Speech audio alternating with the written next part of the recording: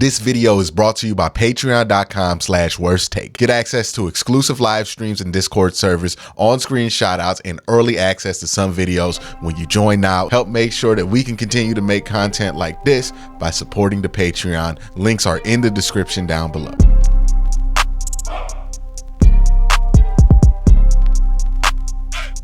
All right, let's go. It's time for commentary, the show where I commentate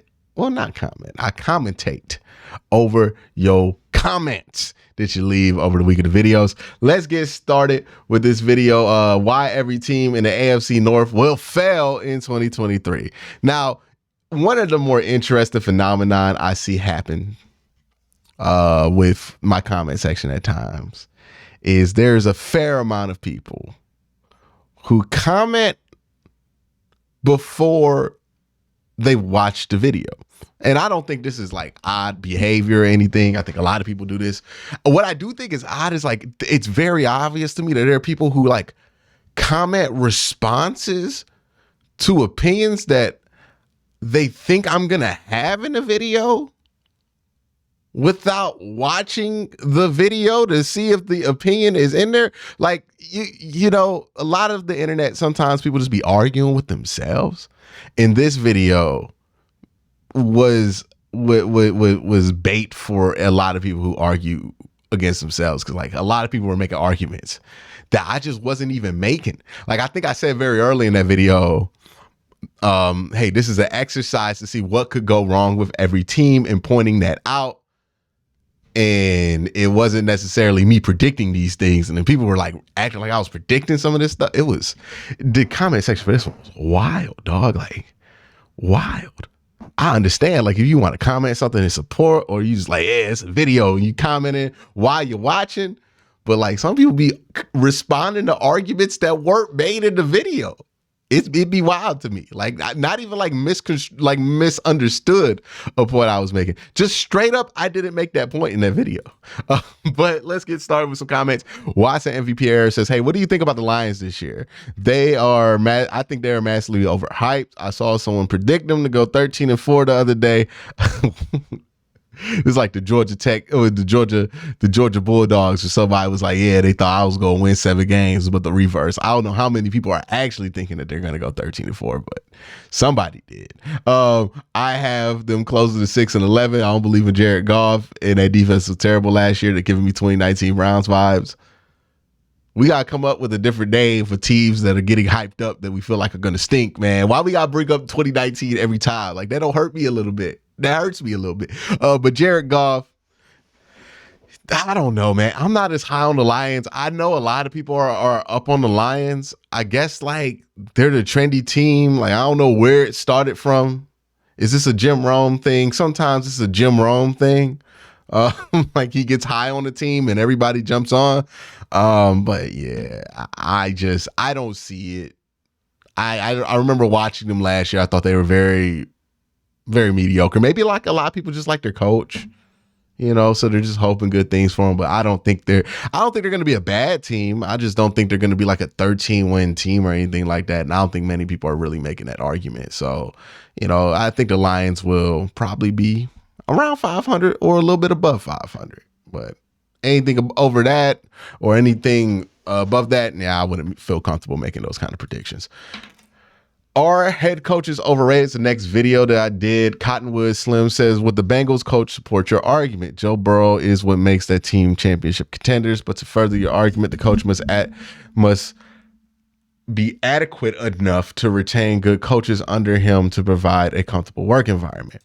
Yeah, I think we look at having a good coach the same way we look at quarterbacks, right? And what I mean by this is, when it comes to quarterbacks, good isn't good enough. You need somebody who's great or elite as a quarterback. Good doesn't really get the job done, right?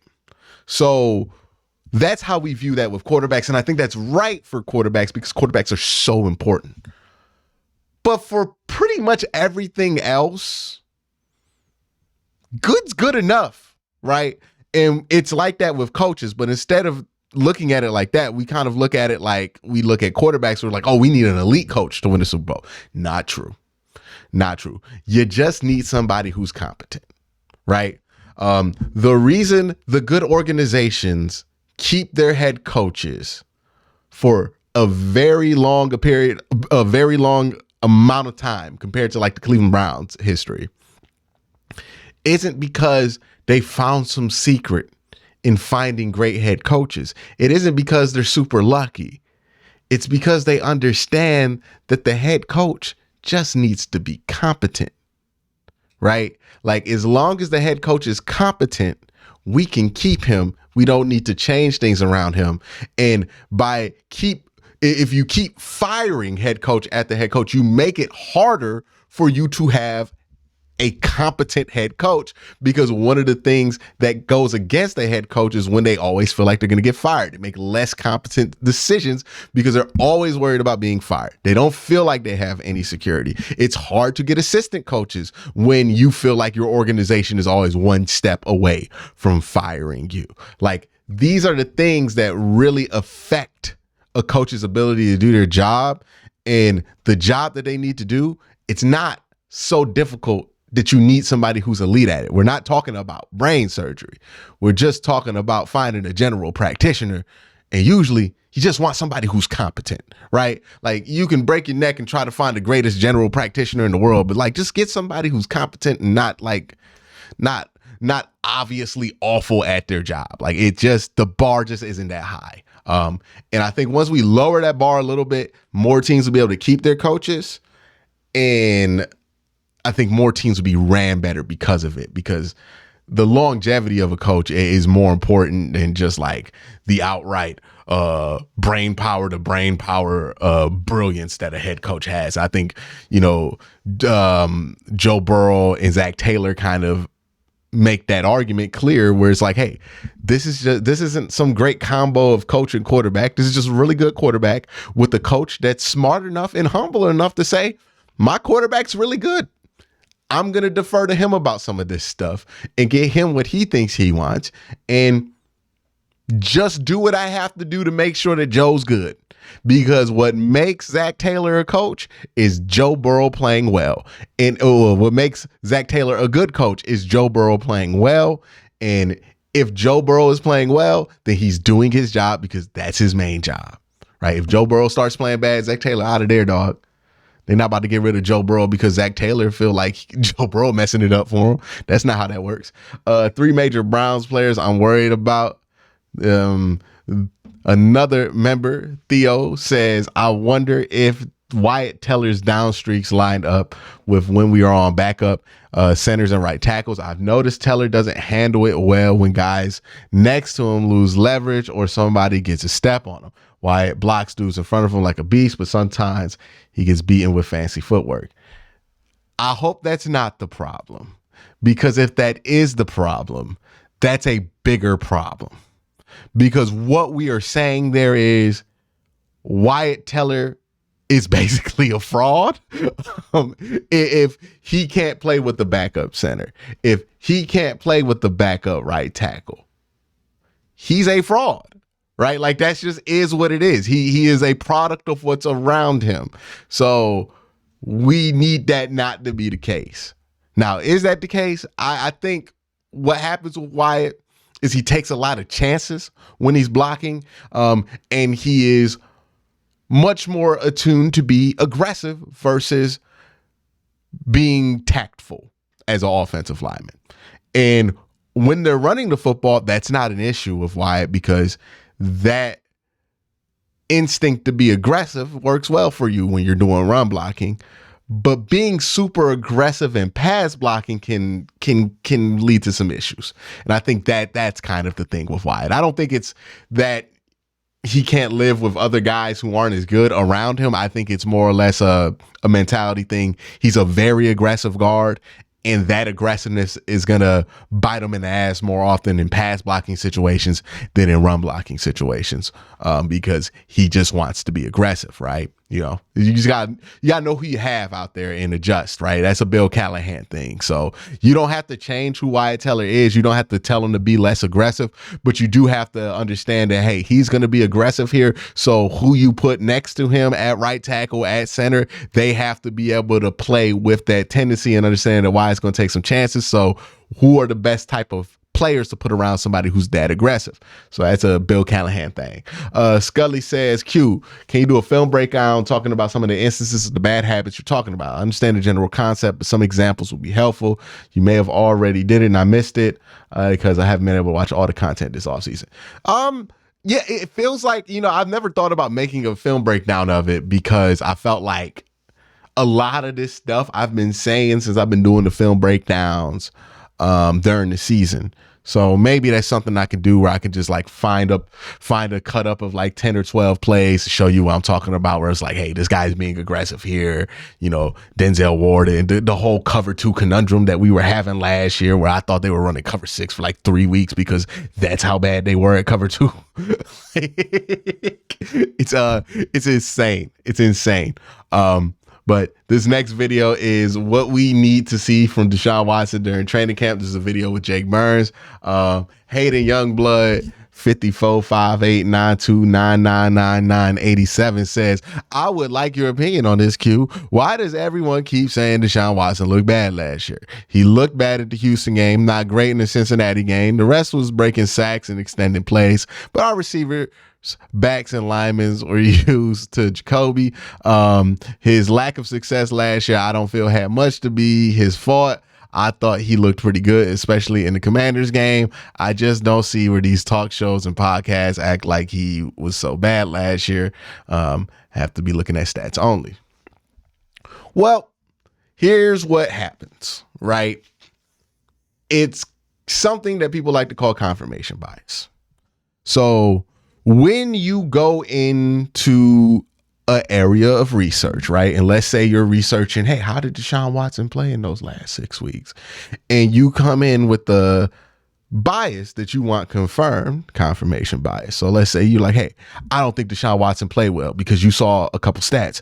All of a sudden, when you look at his tape, when you look at his highlights, all you're seeing are all the things that you want to see. You're throwing out everything else that doesn't necessarily go with your point. And you're only going towards what you want, right? And the same thing can happen on the other side of it, where let's say you want to believe that Deshaun Watson actually looked good last year, and he looked great last year and all this stuff, right? And you look at the tape and you'll only look for the things that he did well, and you can have confirmation bias in that way. How these things work, or at least how people should go into it, any type of research, is you have whatever you believe coming in, but you try as hard as possible to prove what you thought coming in wrong. Like that's how scientific studies work. That's how we prove things. That's how research works, right? You come in with what you feel like is true, and then you spend every ounce of energy to prove yourself wrong. And if you can't prove yourself wrong, then boom. But if you can prove yourself wrong, then obviously there's some nuance to the conversation that needs to be introduced. I think this is a result.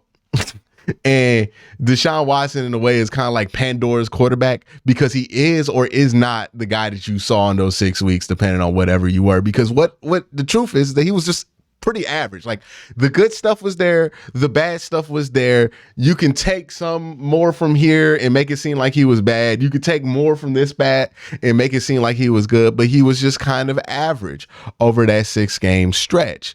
And we live in a media landscape that does not know what to do with average, right? In a world where if I give somebody a 7 out of 10, that's seen as an insult. Whenever somebody says something is mediocre or mid, right, that's seen as an immediate insult. When it's just saying something is average, we have no idea what to do with average.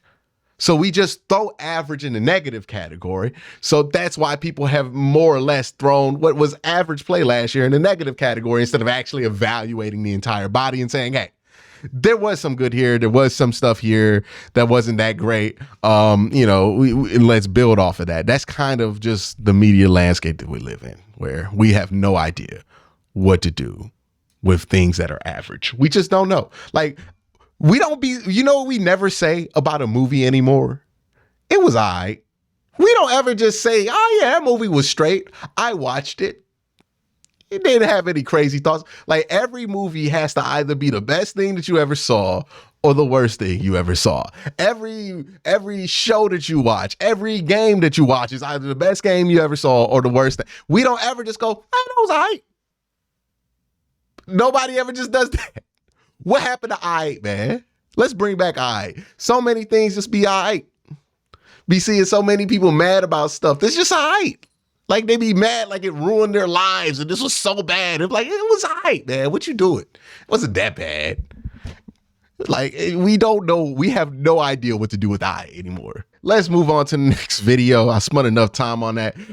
Browns, you need to watch during training camp. This comment says, I am the most interested to see what the final defensive line roster shapes up to be. I've gotten a few guys that may not survive the 53 in mind, but I'll wait on the cuts in the areas for most concerns me. Yeah, that defensive line rotation is going to be interesting because they really need to figure some things out down there.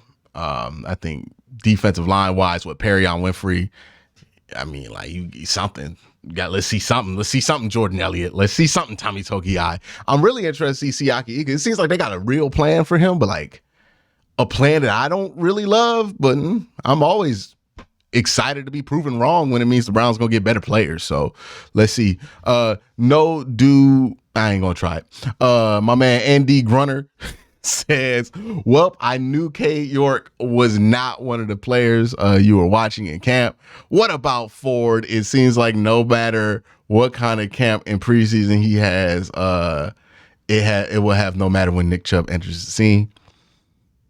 Yeah, man, the reason I didn't put Cade York or Jerome Ford or Jedrick Wills or any of these guys that you're like, why didn't you put these guys on the list, is because of something I said at the beginning of the video. Some positions you just can't evaluate that well based on what you see in camp because they don't do much. Running back does not do much in training camp. Like, you just can't really evaluate him or Jerome Ford based on what you're going to see on camp. It's not a real good evaluation. Cade York, what am I supposed to do? Evaluate him kicking to the side in a stadium he's never going to kick in during the game? Like, what we doing here? Or what, in the preseason? Like, Cade York gonna miss them kicks not because he's not capable of making those kicks. That's not what stops him from making routine field goals. He's capable of making 68-yard field goals. Like, he's very talented as a kicker. The problem with most kickers is when the lights are on and the pressure's on, they get the lemon booty.